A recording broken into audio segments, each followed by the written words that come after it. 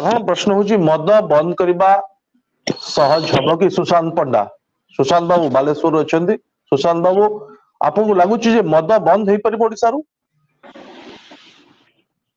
Sir ନମସ୍କାର sir, ସମସ୍ତ ଯେତେ ଅଛନ୍ତି ଗ୍ରୁପରେ ସମସ୍ତଙ୍କୁ ପ୍ରଥମେ ନମସ୍କାର। ହୁଁ ଯେହେତୁ ବୟସରେ ମୋ ଠାରୁ ବହୁତ ବଡ଼ ହେବେ, ଯେହେତୁ ବୟସରେ ମୁଁ ଆପଣଙ୍କ ଠାରୁ ବହୁତ ଛୋଟ ଆପଣଙ୍କ ହେବି। ଫେସ୍ ପୁରା ଦେଖାନ୍ତୁ, ଆପଣଙ୍କ ମୋବାଇଲ ଆଉ ଟିକେ ଡାଉନ କରନ୍ତୁ। ହଁ, ହୁଁ, ବାସ୍। ସାର୍ ଯଦି ବି ମୋ କଥାରେ କିଛି ଭୁଲ ଭାଲ ଥିବ ବା ଇଏ ଥିବ ସାର୍ କ୍ଷମା କରିବେ। ନାଇଁ, ମଦ ମଦ ସାର୍ ବନ୍ଦ ହେଇପାରିବ କି? ନିଶ୍ଚିତ ଭାବରେ ସାର୍ ବନ୍ଦ ହେଇପାରିବ। ଆପଣ କ୍ରିଷ୍ଣା ଦାସ କଳାହାଣ୍ଡିରୁ ଅଛନ୍ତି। କ୍ରିଷ୍ଣା ବାବୁ, କଣ ଲାଗୁଛି ମଦ ବନ୍ଦ ହେବା ସମ୍ଭବ କି ବର୍ତ୍ତମାନ ଯୋଉ ବୟାନ ଚାଲିଛି? ଯଦି ଗଭର୍ଣମେଣ୍ଟ ଚାହିଁବ ବନ୍ଦ କରିପାରିବ, ତା ପାଖରେ ହଁ, କ୍ଷମତା ଅଛି, କିନ୍ତୁ ଗଭର୍ଣମେଣ୍ଟ କେବେ ଚାହିଁବନି। କାହିଁକି ଚାହିଁବନି କାହିଁକି ଭାବୁଛନ୍ତି? ନା ଆମ ଓଡିଶାରେ ପ୍ରଥମ କଥା ହେଲା ରାଜସ୍ୱ ଏତେ ଆସୁଛି, ସବୁଠୁ ମଦରୁ ଅଧିକା ରାଜସ୍ୱ ଆସୁଛି। ହୁଁ 18% ବିଟୁଇନ୍ 18-28% ଗୋଟେ ଆସୁଛି, ମାନେ 1000 ଟଙ୍କା ମଦରେ ହୁଁ 28% ମାନେ 280 ଟଙ୍କା। ଆଚ୍ଛା।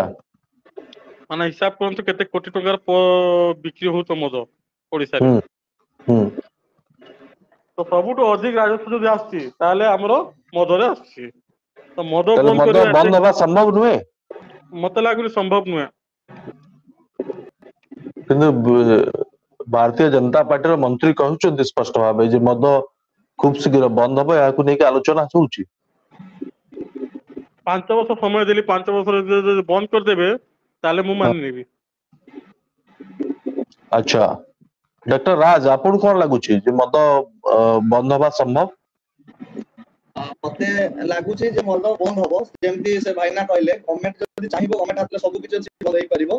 ଯଦି ଗଭର୍ଣ୍ଣମେଣ୍ଟ ଆପଣଙ୍କର ବନ୍ଦ କରିବା ପାଇଁ ଚାହାନ୍ତି, ତାକୁ ଆଉ କେହି ଅଟକେଇ ପାରିବେନି। ଯେମିତି ରାଜସ୍ୱ ଅଧିକ ଆସୁଛି ଠିକ ଅଛି, କିନ୍ତୁ ଯଦି ହୁଁ ରାଜସ୍ୱ ଆମେ ସ୍ୱାର୍ଥକୁ ଦେଖିବା ପାଇଁ ଯାଉଛୁ, କିନ୍ତୁ ବହୁତ ଫ୍ୟାମିଲି ଆପଣଙ୍କର ଏଇ ମଦ ପାଇଁ ମାନେ କଣ ନଷ୍ଟ ହେଇଯାଉଛନ୍ତି, ବୁଝିପାରିଲେ କି? ତେଣୁ ମୁଁ ହୁଁ ଚାହୁଁଛି ମଦ ବନ୍ଦ ହେଲେ ଭଲ।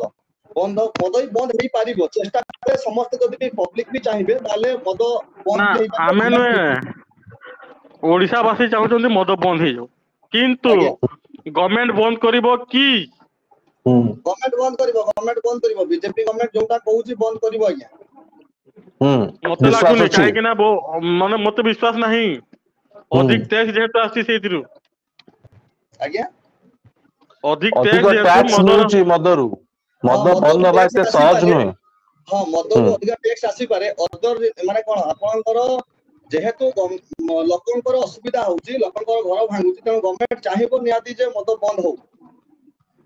ଯେହେତୁ କହୁଛନ୍ତି ବିଜେପି ଗଭର୍ଣ୍ଣମେଣ୍ଟ ଗଭର୍ଣମେଣ୍ଟ ରହିବ। ଚାହିଁବ ନିହାତି ଭାବେ ମଦ ବନ୍ଦ ହଉ ବୋଲି।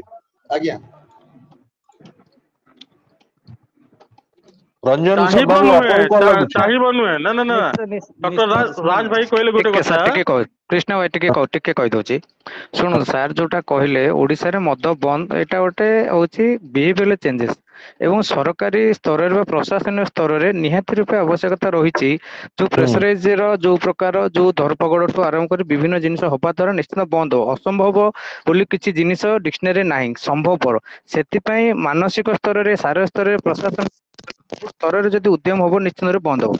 ଆପଣ ଯୋଉ କହିଲେ ରାଜସ୍ୱ କଥା, ମୁଁ ସେଥିରେ ଏକମତ। ଟଙ୍କା ରାଜସ୍ୱ ଆପଣଙ୍କ ସୋସିଆଲ ଅଡିଓର କଥା ପ୍ରୋବ୍ଲେମ, ଦେଖିବେ, ହଁ। ଯଦି ଆପଣ ଦେଖିବେ, ପାଖାପାଖି 12,000 କୋଟି ଟଙ୍କାର ହେଲ୍ଥ ଇଞ୍ଜୁରି ହଉଛି। ହୁଁ 10,000 କୋଟି ଟଙ୍କାର ସୋସିଆଲ ଇଏରେ ଖର୍ଚ୍ଚ ହଉଛି, ଲକ୍ଷ ଲକ୍ଷ ଲୋକଙ୍କର ଜୀବନ ଯାଉଛି। ତେଣୁ ହବନି ବୋଲି କହିବାଟା ଭୁଲ ହବ, କିନ୍ତୁ କଣ ହଉଛି, ଲାର୍ଜ ସ୍କେଲ ରେ ଯୋଉଟା କଂଜପସନ ହଉଛି, ସେଟା ଟିକେ ଇଣ୍ଟେନସିଟି ଟା କମିବା ଦରକାର। ଦେଖନ୍ତୁ, ଆମେ ଆଦିବାସୀ ଅଧ୍ୟୁଷିତ ଅଞ୍ଚଳ କଥା ଯଦି କହିବା, କଳାହାଣ୍ଡିର ଭାଇ ଅଛନ୍ତି, ଆପଣ ଜାଣିଥିବେ, ଆଦିବାସୀ ମାନଙ୍କ ପ୍ରମୁଖ ପର୍ବରେ ମଦଟାକୁ ଦିଆଯାଏ। କିନ୍ତୁ ସେଠି ତ ଆପଣ ଯଦି ଯେହେତୁ ବ୍ୟବସ୍ଥା ଅନୁସାରେ ଅଛି, ଆପଣ ସେଠି ରଞ୍ଜନ କମ୍ପ୍ଲିଟଲି ବାବୁ, ବନ୍ଦ କରି ଆପଣ କ୍ୟାମେରା ଆଉ ଟିକେ ଉପରକୁ, ଆପଣଙ୍କ ଫେସ୍ ପୁରା କ୍ଲିୟର ଆସୁନି। ହଁ, ବାସ୍ କୁହନ୍ତୁ।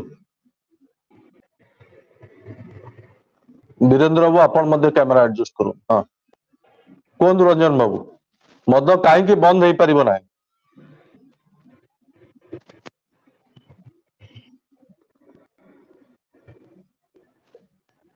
ରଞ୍ଜନ ବାବୁ, ମଦ କାହିଁକି ବନ୍ଦ ହେଇପାରିବ ନାହିଁ?